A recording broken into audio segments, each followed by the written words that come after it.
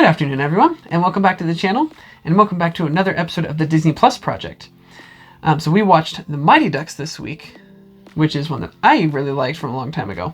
So I'm excited to see what Anna thinks. But before we get into that, if you enjoyed the video, make sure you give us a like and comment on it, and let us know what you think of the Mighty Ducks animated show from 1996, I think it was. And if you're new to the channel, don't forget to subscribe to us so you can see more content. What did you think of the Mighty Ducks? They were kind of mighty. Put it this way, did you like it better than Gargoyles? Well, yeah. Because I figured you were going to like it better than Gargoyles, because this one kind of reminds me of the original Teenage Mutant Ninja Turtles animated show.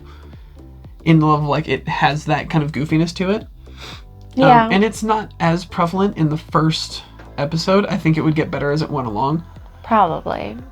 It was good, though. I did like it way better than Gargoyles. Like, Gargoyles is just, I don't know. I think Gargoyles was just too dark for you, especially for an animated Yeah, maybe show. that's what it is. I don't know. But Mighty Ducks was good. Yeah. I do have to question, though. It's like the police officer dude was like, so all of a sudden this team of ducks shows up, and then they're mystery ducks saving. Like, really, how did nobody make those connections? Can we talk about that? Yeah, 'cause it's not... These are the only duck beings on the whole freaking planet. Mm-hmm. And he's questioning this. Like, he's questioning him, like, is it really these ducks that are being the vigilantes? Yeah. No, I got that too. Because, yeah, it doesn't make any sense. They're at least as of the beginning of the show, they are the only duck beings from Puck World. That's the other thing that gets me. That are on planet Earth now. It's like, I like this show better than Gargoyles, but I feel like this one has a lot less imagination. And I'm pretty sure I think they were coming out around the same time. They were both because this one was from like 96, 97, and Gargoyles was from around like 96, 97, 98, something like that. So they were around the same time. But it did feel like they put, at least as far as the first episode went, because that's all we watched, it feels like they put a little more effort into the story of Gargoyles. Yeah. Especially into like the backstory. I think that's where it is they put a lot of thought into the backstory of Gargoyles. It made it a little more believable, whereas this one feels like they just kind of went with a combination of Ninja Turtles crossed with, like, I don't know, some alien thing. Yeah, I don't know.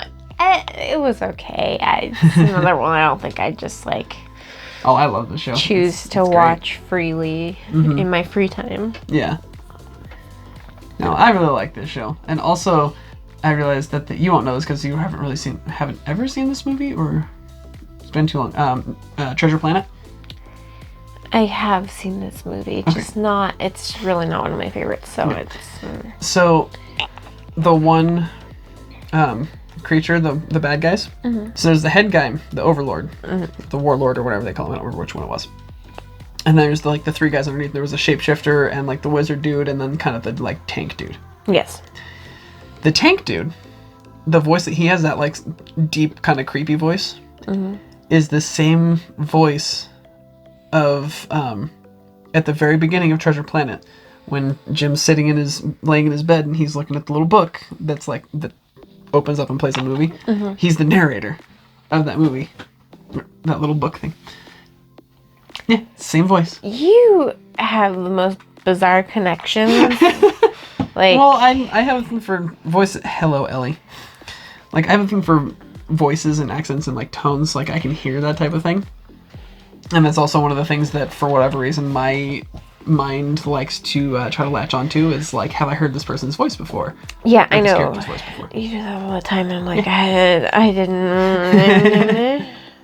Yeah, it is totally the narrator from that one. He's voice actors. They're in like hundreds of things, but cool story.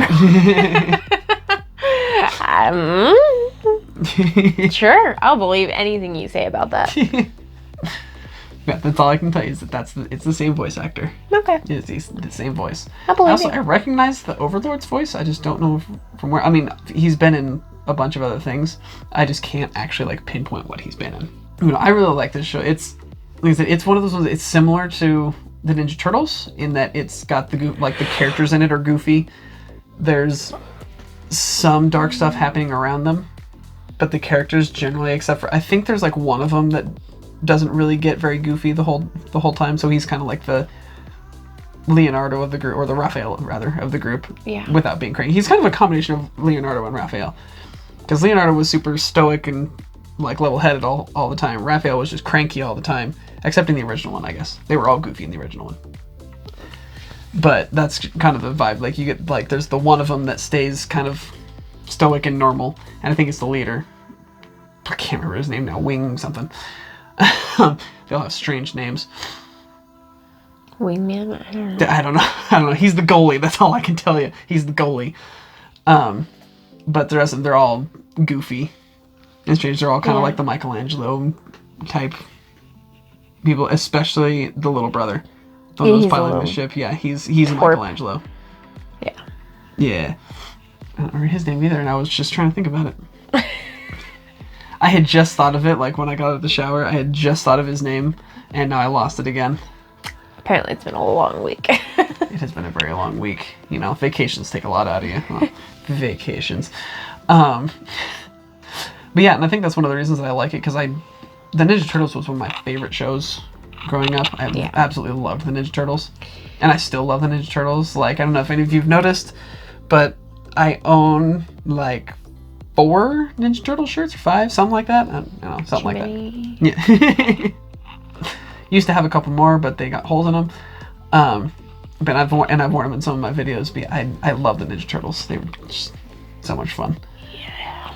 And I think that's one of the reasons that I liked the Mighty Ducks, was because it was very similar. Okay. The whole like them being from another universe thing, or the beings from another universe thing, or dimension, or whatever it ends up being, also reminds me of Ninja Turtles, because Krang was from another dimension, from Dimension X or something like that. So yeah, it reminds me of that, like the Technodrome. Like you kind of get things like that there's going to be like a Technodrome type ship that comes through. I don't know if there is, because it's been too long since I've seen it, but you kind of get that vibe from it. But yeah, there's definitely a lot of similarities to Ninja Turtles. And I mean, I don't know if Ninja Turtles was a property of Disney at one point. I know the Ninja Turtles were at the Disney parks at one point. I think because of MGM, not because... That could be. Yeah. Not Disney. I think it was MGM. Mm-hmm. That could be. Yeah, I know that you could meet them for a little while anyway. Sorry, it wasn't super long. But I wish I had been there when they were still there. I would have gone up and gotten their autographs. Creepy people in turtle costumes. So, is this something, like, if Aiden decided he wanted to watch it, would you be okay watching it? I know Gargoyles you wouldn't. I would suffer through this. Yeah. You'd be more willing to suffer through this one than Gargoyles. Oh, yeah. But 1,000,000%. Yeah, I love this. I would choose to watch this. I still need to finish watching Gargoyles, because I still haven't watched the second season, and then I do want to watch the rest of Mighty Ducks, because it's been too long since I've seen any of them, and I don't think I ever saw the entirety of them. It's only one season. Okay. It wasn't on very long.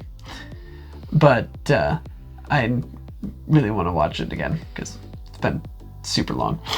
I also, one of the things that I noticed, and I don't know if you saw it, you were, because it was at the very end of the episode, when they first get to Earth, and they're like zooming by, there's a sign that says "Welcome to Anaheim," because this whole thing because it's the Mighty Ducks of Anaheim. Right. And the sign says it's Anaheim, and it was home of the, I think it was just called the home of the Mighty Frogs. And there's this like creepy frog picture on the billboard. And it was... No, I didn't catch that. Yeah, it was great. I don't know who thought that was a good idea. I know, right? Yeah, home of the Mighty Frogs, and then it turned into the Mighty Ducks. Maybe Mighty Toads. Toads sounds a little more. I don't know. It was one of the two. I'm pretty sure it was frogs. No, but I'm saying like Toads would have been better. Oh, okay. Because like frogs are kind of like wimpy, squishy things. Yeah. Toads are a little bit more. Yeah. But you think it was that this was like a decent show for little boys to watch? Like Aiden when he gets a little older. Define decent. Entertaining? If he found this on his own and wanted to watch it, I would allow it. I would not introduce it to him. Yeah. Can I help you? Ellie is starving for attention. There you are. Hello, Ellie Bell. Hey, dope dog. Thank you. So yeah, that's the end of our thoughts on Mighty Ducks and she liked it better than Gargoyles. I really like that one. That's just my type of show.